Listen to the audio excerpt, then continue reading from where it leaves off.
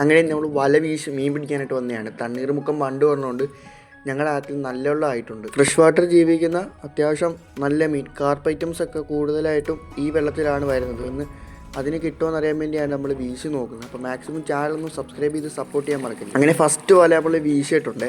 അങ്ങനെ നമ്മുടെ ഫസ്റ്റ് വല വലിച്ച് കയറിക്കൊണ്ടിരിക്കുകയാണ്. ഇതിൻ്റെ അകത്ത് കിട്ടിയത് ഒരു വട്ടമത്തിയും ഒരു കണവിൻ്റെ കുഞ്ഞുമാണ് കിട്ടിയത്. അങ്ങനെ നമ്മൾ രണ്ടാമത്തെ വലയും വീശിക്കൊണ്ടിരിക്കുന്നു. അപ്പോൾ ഇതിലെന്ത് മീനാണ് കിട്ടുന്നതെന്ന് നമുക്ക് കണ്ടു നോക്കാം. അപ്പോൾ നിങ്ങൾ ചാനൽ ആദ്യമായിട്ട് കണ്ട് കൂട്ടുകാരനൊന്ന് സബ്സ്ക്രൈബ് ചെയ്ത് നമ്മൾ സപ്പോർട്ട് ചെയ്യാൻ മറക്കരുത്. ചാനൽ കണ്ടിട്ട് ആരും സബ്സ്ക്രൈബ് ചെയ്യാതെയാണ് വീഡിയോസൊക്കെ കാണുന്നത്.